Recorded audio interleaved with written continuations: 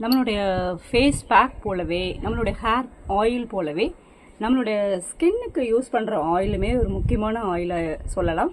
So இப்போ நம்ம ஒரு காஸ்ட்லியான ஒரு ஆயில் தான் போடணும் அவசியம் இல்லை. நம்ம வீட்லேயே இது போல் சிம்பிளாக ஒரு ஆயில் ப்ரிப்பேர் பண்ணி வச்சுட்டு இதை நம்ம யூஸ் பண்ணோம் அப்படின்னா நம்மளுடைய ஸ்கின்னு நல்ல ஒரு பிரைட்னிங், நல்ல ஒரு சுருக்கம் இல்லாமல் பிக்மெண்டேஷன் நல்லாவே ரெடியூஸ் பண்ணக்கூடிய ஒரு சிம்பிளான ஒரு ஆயில் இது. இதை நம்ம எப்படி ரெடி பண்ண சொல்லிட்டு பார்க்கலாமா? நம்ம இதை சிம்பிளாக ப்ரிப்பேர் பண்ணி வீட்டில் யூஸ் பண்ணும்போது நம்மளோட ஸ்கின் நல்லாவே இருக்கும். இதை நம்ம எப்படி பண்ணுறதுன்னு பார்க்கலாமா? வாங்க வீடியோக்குள்ளே போகலாம். Hello hi friends, welcome to my channel. இன்றைக்கி நம்ம என்ன வீடியோ பார்க்க போகிறோம் அப்படின்னா ஒரு சிம்பிள் ஸ்கின் கேர் வீடியோ தான் பார்க்க போகிறோம்.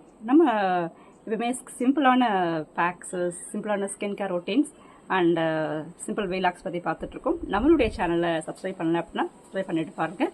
வாங்க வீடியோக்குள்ளே போகலாம். நம்மளுடைய பேக் ரெடி பண்ண தேவையான முக்கியமான பொருட்கள் பார்த்திங்க அப்படின்னா நாம் எடுத்துகிட்ருக்கூடியது 3 முக்கியமான எண்ணெய் தான். ஸோ இப்போ இந்த எண்ணெய் தான் முக்கியமான நமக்கு யூஸ் பண்ணக்கூடிய எண்ணெய். இப்போ நம்ம எடுத்துகிட்டு இருக்கிறது நல்லெண்ணெய் எடுத்திருக்கோம், அதுக்கப்புறம் பாதாம் எண்ணெய் எடுத்திருக்கோம், அதுக்கப்புறம் ஆலிவ் ஆயில் எடுத்திருக்கோம். இந்த 3 எண்ணெயும் போதும். இப்போ நல்லெண்ணெய்க்கு பதிலாக நம்ம அந்த தேங்காய் எண்ணெய் கூட யூஸ் பண்ணலாம். ஸோ இந்த 3 எண்ணெய் யூஸ் பண்ணலாம். அதுக்கு அடுத்ததாக மிக முக்கியமான இன்னொரு முக்கியமான பொருள் என்ன அப்படின்னா இந்த நம்ம ஒரே ஒரு கேரட் அண்டு ஒரே ஒரு பீட்ரூட், இதை நல்லா தோல் சீவி எடுத்து வச்சுக்கணும். இப்போ நம்ம எந்த அளவு எடுத்துக்க போகிறோம் அப்படிங்கிறத பொறுத்து நான் இப்போ காய்ச்ச போகிறது எல்லாமே பார்த்தேன் அப்படின்னா 1 வாரத்துக்கு தேவையான எண்ணெய் தான் காய்ச்ச போகிறோம். ஸோ இப்போ இந்த எண்ணெய்க்கு தேவையான அளவு இது மட்டும் போதும். இப்போ இதில் இது இன்னும் ஃபுல்லாக போட்டுக்கலாம். இது வேணால் பாதி கூடவும் போதும். நமக்கு இது 1 வாரத்துக்கு மட்டும் ப்ரிப்பேர் பண்ணி யூஸ் பண்ண போகிறோம். இப்போ இது எல்லா எண்ணெயிலையும் கொஞ்சம் கொஞ்சம் எண்ணெய் எடுத்துகிட்டு அதை கூட இதை ஆட் பண்ணிவிட்டு கொதிக்க வைக்க போகிறோம். நம்ம இது எப்படி பண்ணணும்னு பார்க்கலாமா? இப்போ நம்மளுடைய இந்த ஆயில் ப்ரிப்பேர் பண்ணுறதுக்கு தேவையான பொருட்களை ரெடி பண்ணிட்டோம். ஸோ இப்போ இங்கே பார்த்தீங்க அப்படின்னா ஒரு கேரட்டில் பாதி கேரட் மட்டும் துருவி வச்சுருக்கேன். அதுக்கடுத்தது பார்த்தோன்னா பீட்ரூட்லேயும் பாதி எடுத்து துருவி வச்சுருக்கேன். அவ்வளோதான், வேறு ஒன்றும் கிடையாது. அதுக்கடுத்தது நம்ம எடுத்துகிட்டு எண்ணெய்கள் பார்த்திங்கன்னா ஆல்மண்ட் ஆயில் எடுத்து வச்சுருக்கோம், அதுக்கடுத்தது ஆலிவ் ஆயில் எடுத்து வச்சுருக்கோம், அதுக்கடுத்தது நல்லெண்ணெய் எடுத்து வச்சுருக்கோம். இது 3மே சம அளவு எடுத்து வச்சுருக்கேன். இப்போ இது 3மே பார்த்திங்க அப்படின்னா 50-50 கிராம் தான் எடுத்து வச்சுருக்கேன். ஏன்னா இதை நம்ம 3 எண்ணெயும் ஒன்று ஆக்கும்போது ஒரு ஒரு ஒரு வாரத்துக்கு தேவையான எண்ணெய் ப்ரிப்பேர் ஆகிடும். அது போதும். ஸோ இதை நம்ம வாரம் ப்ரிப்பேர் பண்ணி வச்சுட்டோன்னா ஃப்ரெஷ்ஷாக இருக்கும். ஸோ அதனால் இதை நான் 1 வாரத்துக்கு தேவையானதை மட்டும் தான் ப்ரிப்பேர் பண்ண போகிறேன். இப்போ இதுதான் இதனுடைய குவான்டிட்டி. 1/2 கேரட் எடுத்துக்கோங்க, அதே போல் 1/2 பீட்ரூட் எடுத்துக்கோங்க. அதுக்கடுத்தது ஒவ்வொரு எண்ணெயிலையும் 50-50 கிராம் மட்டும் எடுத்தால் போதும். இப்போ நம்ம இந்த எண்ணெயை காய்ச்சிடலாமா? இப்போ நமக்கு இந்த எண்ணெய் காய்ச்சறதுக்கு ஒரு இரும்பு பாத்திரம் தான் எடுத்துக்கணும். இரும்பு பாத்திரத்தை வச்சுட்டு அதில் நம்ம இந்த எல்லா எண்ணெயுமே சேர்த்துக்கலாம். நான் எல்லா எண்ணெயும் ஊற்றிட்டேன். வெடிக்குது, நல்லெண்ணெய் ஆட் பண்ணிக்கிறதுனால கொஞ்சம் வெடிக்குது.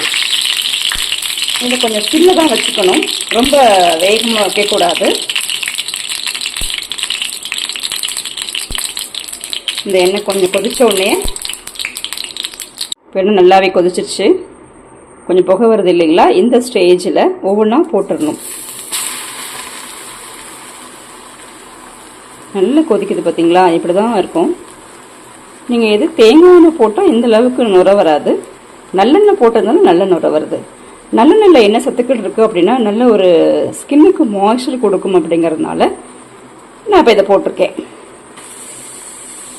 இப்போ நம்ம கட் பண்ணி வச்சுருக்கிற எல்லாத்தையுமே ஆட் பண்ணிடணும். இதை நல்லா கலந்து விட்டுறணும்.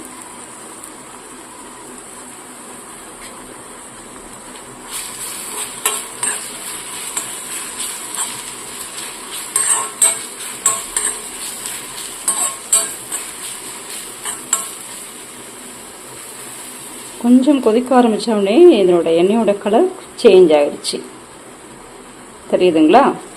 இந்த ஸ்டேஜில் கொஞ்சம் இப்படியே சிம்மிலே வச்சு கொஞ்சம் இதை கொதிக்க விடணும். அவ்வளோதான். இதை கருகிற அளவுலாம் வைக்கணும்னு அவசியம் இல்லை. ஓரளவு இது நல்லா இதனுடைய சாறையெல்லாம் இது இறங்கினாலே போதும், வேறு எதுவுமே பண்ண வேண்டாம்.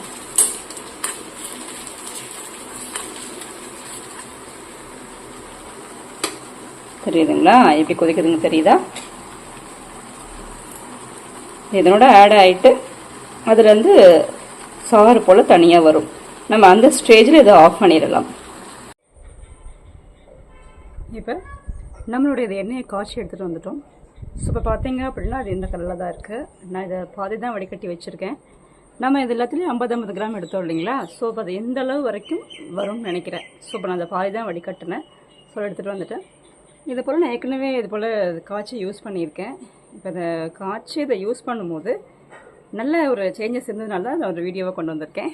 ஸோ பார்த்தீங்க அப்படின்னா இந்த எண்ணெய் இந்த கலரில் தான் இருக்கும். நம்ம அதை பார்க்கும்போது இதில் நம்ம ஆட் பண்ணியிருக்கிற நல்லெண்ணெய், அதுக்கப்புறம் ஆல்மண்ட் ஆயில், அதுக்கப்புறம் ஆலிவ் ஆயில் 3மே ஆட் பண்ணியிருக்கோம். ஸோ இந்த 3மே சாதாரண கலரில் தான் இருக்கும் இல்லைங்களா? ஸோ இப்போ நம்ம இதை போட்டிருக்க இந்த என்னென்ன போட்டோம், கேரட் போட்டோம், அதுக்கப்புறம் பீட்ரூட் போட்டோம் இல்லைங்களா? அதுக்கப்புறம் இந்த கலரில் சேஞ்ச் ஆகிடுச்சு.